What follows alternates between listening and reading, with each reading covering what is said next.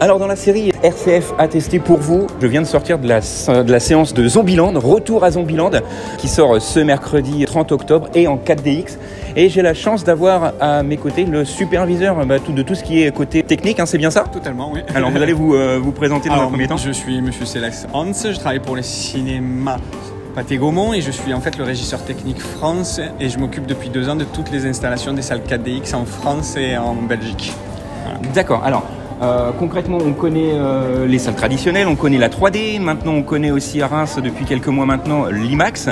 Qu'est-ce que la 4DX pour ceux qui n'ont pas eu la chance de connaître comme moi par exemple ce matin? Alors, la différence avec une salle classique, comme on dit, ça va être, vous avez des sièges qui bougent et vous allez avoir plein d'effets tout autour. Vous allez avoir de la ventilation, de la brumisation, des odeurs, des bulles, de la neige.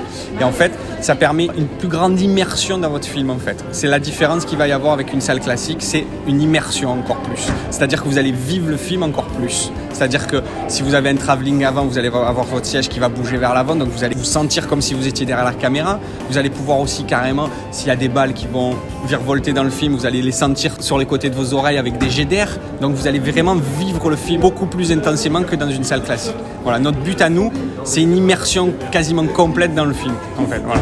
D'accord. Et c'est ce que j'ai vu. Nous, on a eu la chance donc, de voir Retour à Zombieland ce matin.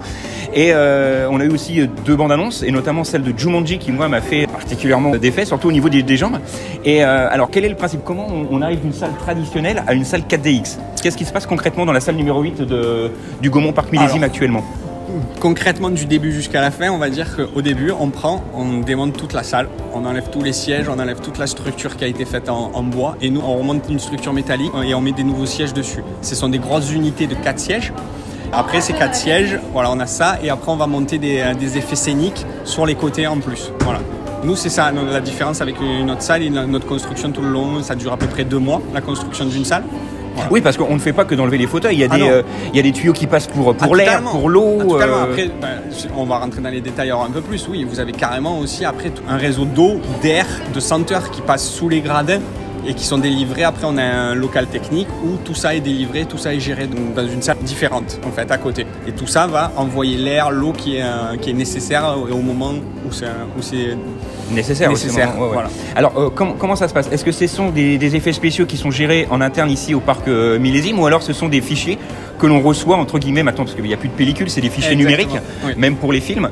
Est-ce que c'est un petit fichier qu'on ajoute à côté? C'est ça, c'est exactement. Ce sont des petits fichiers qui sont faits en Corée du Sud, car les salles 4DX sont un produit coréen qui est fait par l'entreprise CG4Dplex. Donc eux vont faire des fichiers code en fonction du film qu'ils ont reçu des distributeurs. Après, ce fichier code en fait se synchronise avec votre fichier normal de film en fait. Et donc après, il joue avec le timecode. Dès qu'il y a 1 seconde, il y a ça. Lui, il sait qu'à 1 seconde, il faut qu'il fasse un mouvement de siège, une brumisation, etc. Et ça marche comme ça en fait. Ça se synchronise avec un timecode et un tout petit fichier. D'accord. Alors avant l'interview, on parlait également de la qualité d'image. Moi, j'ai été un petit peu surpris de ne pas avoir une qualité d'image, pas meilleure, mais différente, parce qu'effectivement, là, sur l'IMAX, on est sur de l'image laser. Et quand j'ai vu le film, finalement, cette qualité d'image que je pensais au-dessus d'un film traditionnel, avec tous ces effets que l'on peut ressentir au niveau des senteurs, au niveau de l'eau, etc., et des fauteuils surtout qui bougent, ça ne m'a pas dérangé du tout, bien au contraire. J'ai trouvé que c'était encore plus réaliste du coup. D'accord. Alors, tant mieux, parce que oui, nous, en fait, la qualité de la projection, elle est ce qu'elle était avant, voilà, dans la salle classique. Nous, on ne modifie rien là-dessus. En fait, on ne modifie pas le projecteur, on ne modifie pas le serveur, parce qu'en fait, ils sont suffisants, ils sont très bien équipés pour la salle qu'on prend. En fait, nous, on fait juste une modification. On va rajouter un serveur à côté qui va faire une synchronisation avec le côté projection. La projection ne change pas. Donc celle que vous aviez avant, qui était de qualité, reste de la même qualité. D'accord, ouais. Voilà. Et c'est vrai qu'en plus, Retour à Zombieland, moi j'étais fan du premier il y a une dizaine d'années. Moi aussi. Oui, il m'avait fait mourir de rire. Et ce qui est bien, c'est que déjà celui-ci, 4DX mis à part, je le trouve même meilleur que le premier.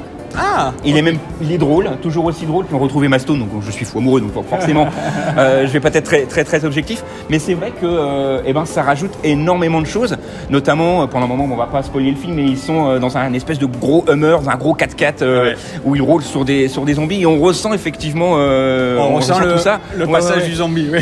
Quand ils éclatent une cervelle de zombie, on a des projections. J'espère que c'est que de l'eau, c'est pas du sang. C'est de l'eau, c'est de l'eau. Voilà, c'est de l'eau, c'est pas de l'eau en plus qui est traitée, qui a qu'il n'y a quasiment aucune impureté dedans. Il y a des filtres juste avant. On fait très attention à ça, justement, pour pas créer des petits problèmes, on va dire, qui puissent avoir d'allergie ou quoi que ce soit. Oui, puis attention, quand on parle d'eau, on ne reçoit pas des litres d'eau non plus. Non, c'est de la brumisation. Voilà, c'est même pendant un moment, on a une scène de pluie, il y a de l'eau qui nous vient par-dessus la tête. Ça aussi, oui. Et effectivement, rassurez-vous, c'est très léger, mais ça donne une immersion beaucoup plus complexe. Alors, est-ce que vous pouvez nous donner quelques titres, mis à part effectivement Zombieland actuellement dans la salle numéro 8, est-ce qu'on a d'autres films qui seront projectionnés dans cette salle-là en fait, vous aurez la quasi-totalité de tous les gros blockbusters. Par exemple, le prochain Star Wars qui sort en décembre, vous l'aurez.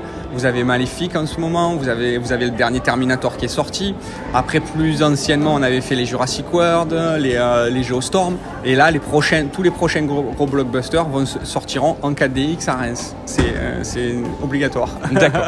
Eh bien, en tout cas, merci. Donc, vous restez à Reims, enfin à Thillois, jusque quand? Parce que ça y est, la salle est ouverte depuis 14h avec justement Maléfique. Moi, j'ai eu la chance de voir Retour à Zombieland pour tester la salle en avant-première avant tout le monde. Et donc du coup là, vous restez encore combien de temps? Vous pensez superviser tout ça? Jusqu'à demain. C'est-à-dire qu'en fait là, on a fait l'ouverture. Tous les techniciens sur site ont reçu une formation de 3 à 4 jours pour justement bien maîtriser la salle 4DX. Donc après le jour d'ouverture, je reste encore une séance le lendemain et après je laisse le plaisir aux techniciens de gérer eux-mêmes leur salle. Très bien, merci beaucoup. Au revoir. Au revoir.